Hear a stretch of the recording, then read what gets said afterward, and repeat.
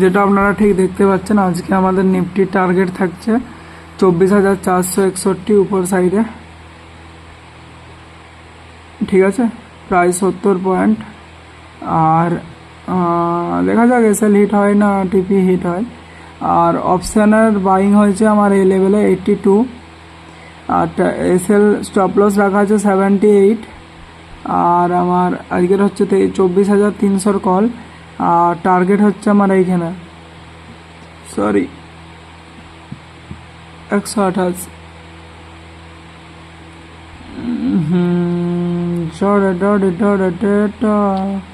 এবারে দেখা যাক কি হয়।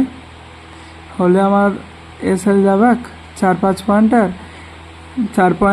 তারপরে আমার প্রফিট একদম 128, মানে প্রায় এদিকে 20 আর এদিকে 20, 40। লেটস গো, দেখা যাক, আপনাদেরকে জানাবো। আর এখানে টার্গেট আমার এই পর্যন্ত আছে, আগেকার দিনের একটা হাই বলতে পারেন। দেখতেই পাচ্ছেন আমার স্টপ লস লাগানো ছিল 78 নয় 77, আমার স্টপ লস বেঁচে গেছে। আমি এই মাত্র চেক করছি, গোল্ডকে দেখছিলাম একটুকু, আর একটু বিটকয়েনে ফোকাস করছিলাম, দ্যাটস ওয়াই। সো এখন আমার স্টপ লস বেঁচে আছে, বাট আমার টার্গেট আজকে আমি বুক করব সেটা হচ্ছে 126-এ, ঠিক আছে। এখন চলছে 95, আমি এখানেই বুক করব। এটা কখনো উপরে মানে নিচে যাবে না, যদি নিচে যায় সুইং হয়ে উঠবে, এরকম হতে পারে আমার যেটা মনে হয়।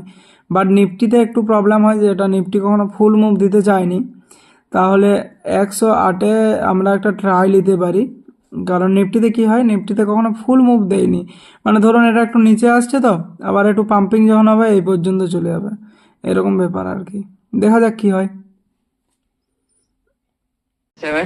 ঠিক যেমনটা আপনারা দেখতে পাচ্ছেন, মার্কেট প্রচুর স্লো হয়ে গেছে, আর এটা 98-এ পৌঁছে গেছে, প্রায় 77 থেকে 98, ঠিক আছে, প্রায় 20 পয়েন্টের কাছাকাছি।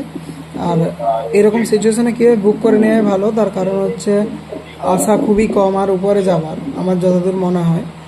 আর তার জন্য বুক করে নেওয়াই বেটার হবে, কারণ প্রচুর স্লো হয়ে গেছে, প্রচুর স্লো। কোটা হইলো 11:38, শুরু কোটায় হয়েছে ট্রেড 10:18, প্রায় 1 ঘন্টা হয়ে গেলো এরকমই চলছে, না উপরে যাচ্ছে না নিচে আসছে, ঠিক আছে।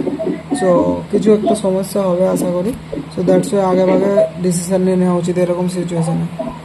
সো আজকে আমরা নিফটিতে টার্গেট নিয়েছিলাম এই পর্যন্ত যাবার, আর অপশানে আমাদের টার্গেট ছিল, ফার্স্ট টার্গেট 108 আর সেকেন্ড টার্গেট ছিল 128।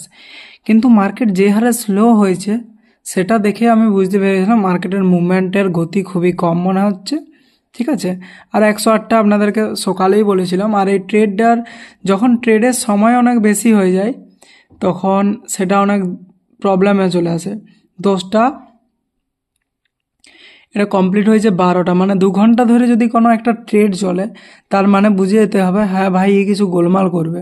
সো আমি আপনাদেরকে এই জায়গায় বলেছিলাম এই 93 সামথিং এই জায়গায় যে মার্কেট ফলো হওয়ার সম্ভাবনা আছে।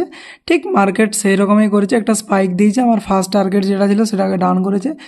মার্কেট তো কখনো সাইকোলজি কখনো ভুলভাল কাজ করে না, ঠিক আছে, টার্গেট হিট করেছে দেন ফল ডাউন। আর আমরা দেখুন নিফটিতে কী হয়েছে, দেখতেই পাচ্ছেন নিফটির অবস্থা কী, একদম আস্তে আস্তে আস্তে আস্তে আস্তে আস্তে একদম ডাউন। সো আর দ্যাটস ওয়াই, আর আমরা সমস্যাটা আগে থেকে অবজারভেশন করে নিয়েছিলাম যে আমাদেরকে এখানে সিস্টেম হচ্ছে প্রত্যেকটা ঘোড়ার চাল জানতে হবে।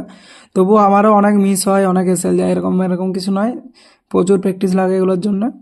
সো প্রত্যেকটা ঘোড়ার চাল আগে থেকে যদি জানতে পারা যায় তবে পরেই সেই ঘোড়াটার উপরে বসে চলা যায়, ঠিক আছে। আমরা যদি চাল না জানি যে জলে ডুববে না স্থলে যাবে, আমরা যদি বুঝতে না পারি তাহলে কিন্তু গোটাটাই প্রবলেম, ঠিক আছে। Thank you for watching this video, আজকের মতো এটাই।